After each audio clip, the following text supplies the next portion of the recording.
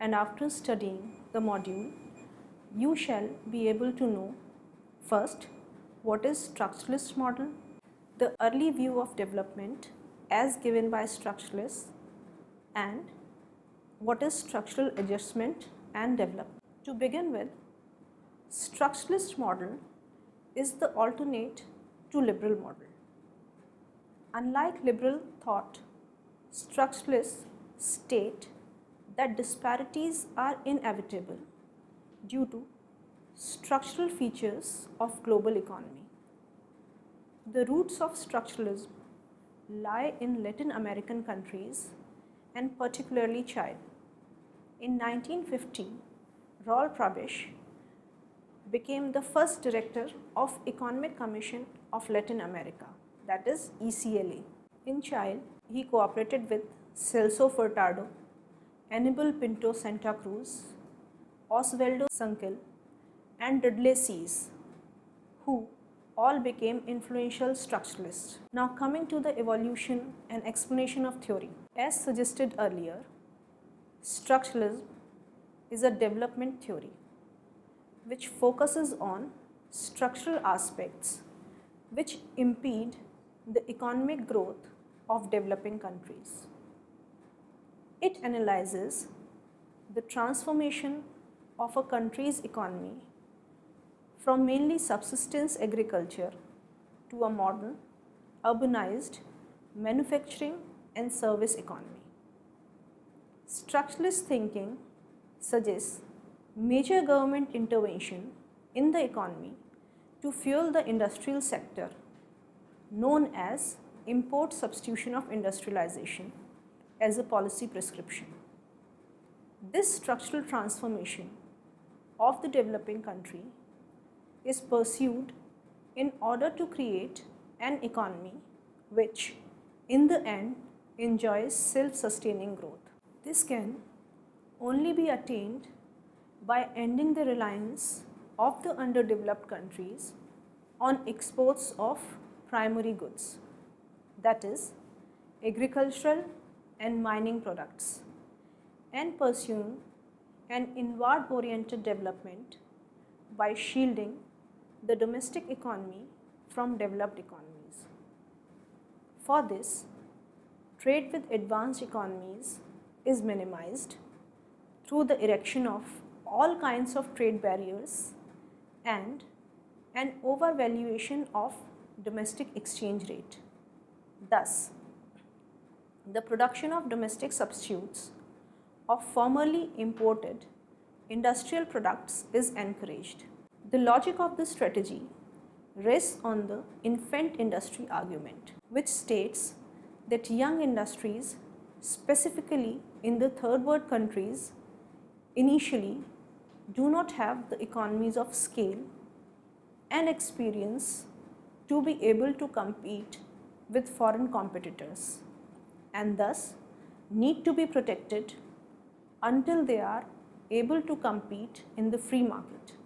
The import substitution of industrialization from now on ISI strategy is supported by Prebisch and Singer theorem, which states that over time the terms of trade of primary commodities of developing countries deteriorate compared to the manufactured goods of advanced countries, as the income elasticity of demand is greater for manufactured goods than that for primary products.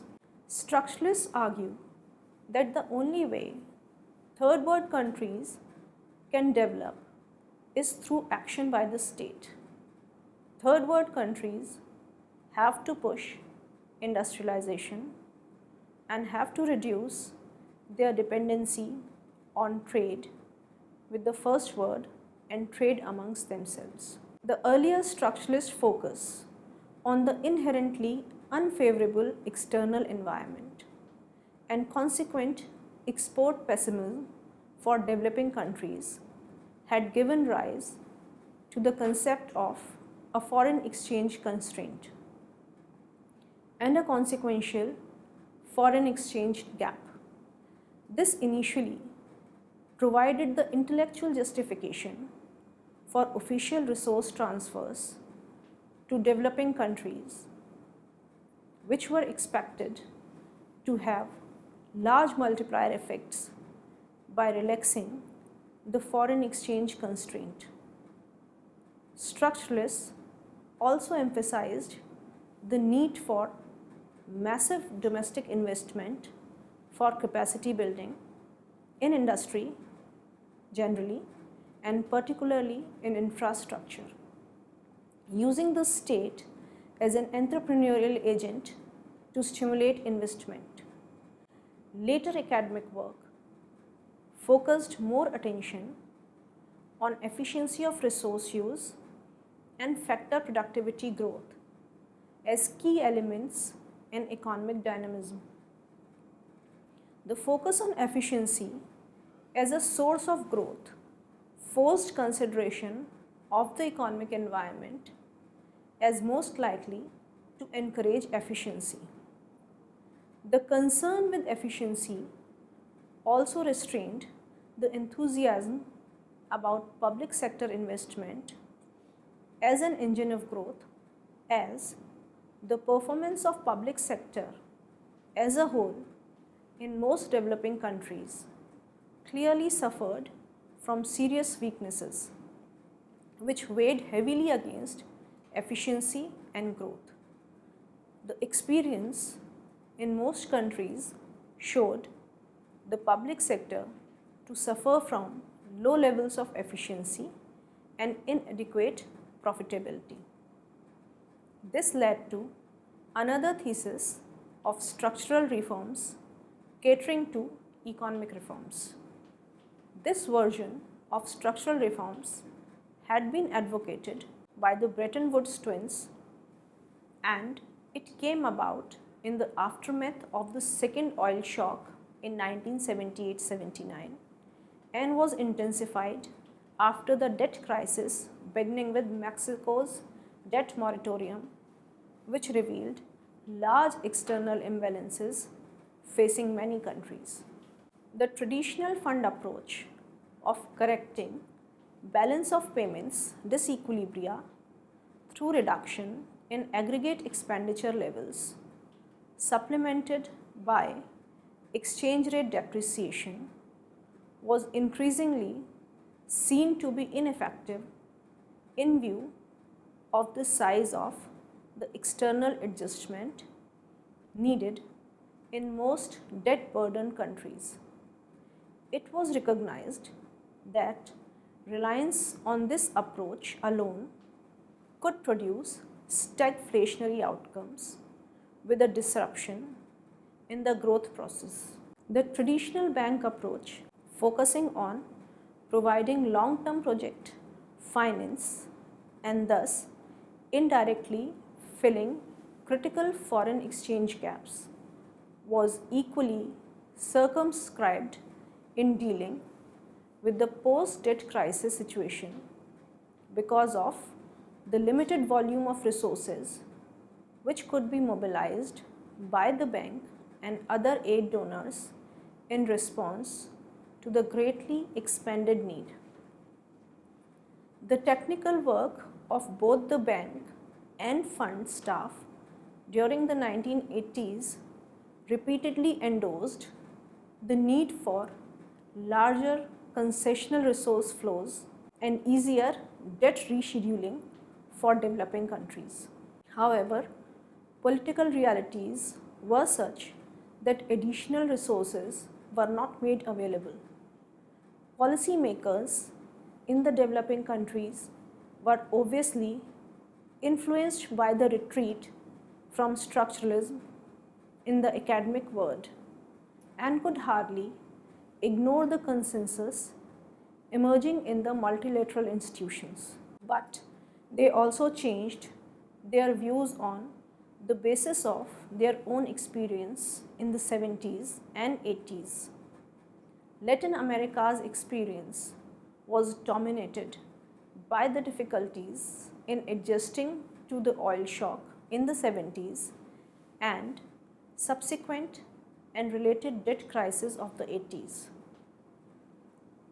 A characteristic feature of structural adjustment and reform programs implemented by most developing countries in the past 2 decades is that its agenda ranges over a number of sectors, macroeconomic as well as microeconomic or sectoral issues. The typical reform program, which includes the following elements, are: first, macroeconomic stabilization, that is, to minimize vulnerability to external shocks in national economy and encourage welfare enhancing growth through a framework for monetary and fiscal institutions and policies. Secondly, domestic deregulation of investment, production and prices. Thirdly, liberalization of foreign trade, that is, to loosen or remove tariff and non-tariff barriers.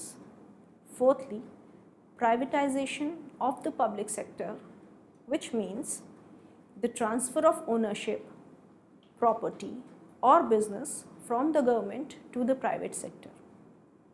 Fifth reform is the financial sector reform, which include reforms in banks, financial institutions, instruments and markets for increasing the operational efficiency of each of these constituent. Sixth, tax reforms. Seventh are labor market reforms. And eighth, social safety nets. Managing policy changes in so many dimensions poses special problems, especially when the reforms are obviously interrelated in the sense that the effectiveness of each element in the package depends upon other elements being successfully implemented. This interrelationship raises several issues about the design of the program. Since structural adjustment typically involves short-term costs and uncertainty, a financial system which emphasizes short-term performance indicators may not be the most suitable for encouraging long-term restructuring. By contrast, financial systems in which long-term capital is provided by banks, which have a much greater involvement in individual companies, are more likely to create an environment in which managements can count on sustained support of a long-term corporate strategy. The choice between these models is not easy to make, and this is an area where issues are unresolved even in the developed countries. However, the weaknesses of capital market should not blind one to their strength. Active capital markets have certainly helped the corporate sector in many developing countries to mobilize substantial resources from the public, and more recently also to attract funds from abroad. The limitation of capital markets, elaborated by critics of the Anglo-Saxon model, need to be kept in mind and corrected as far as possible on the basis of country-specific circumstances.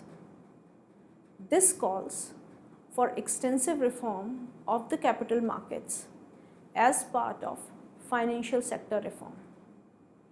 These reforms should aim at establishing independent regulation with a view to developing transparent trading practices, appropriate disclosure norms, and effective regulation of insider trading, takeover bids, etc. Privatization is a relatively recent addition to the agenda of policy reform in developing countries, but it has gained remarkable momentum in a very short while. Most privatization programs have been characterized by multiple objectives, with the relative emphasis varying from country to country. Mobilizing non-inflationary financial resources was clearly a very important motivation behind the sale of public sector assets in the case of many countries facing severe fiscal pressures. Second important objective behind privatization is the improvement of operational efficiency in the public sector. In fact, it is only if operational efficiency increases following privatization that there is any real efficiency gain to the economy as a whole. At this point, let's have a very brief idea about structural reforms and developing countries. Structural reform experience indicates that the range of reforms currently underway in developing countries is impressive and is underpinned by a very substantial convergence of thinking on policy issues. These experiences also indicate the problem areas in the design of structural reform programs, especially regarding the pace and sequencing of different elements. However, this should not cloud the fact that the area of consensus is very substantial. In any case, consensus on broad policy direction does not imply an identity of program design. Countries vary in initial conditions, including not only institutional and structural characteristics, but also in the extent of imbalance from which they may suffer, and these differences can be expected to produce differences in the design of reform programs. Some of the differences observed across countries are due to these considerations rather than any basic differences on policy. Let us now summarize what we have studied in the module. First, there is strong relationship between the structure of economy and development. Secondly, the structural change models focus on different productivity levels of economies. Thirdly, process of structural change determines the rate of development. Fourthly, structural change can be encouraged by incentives.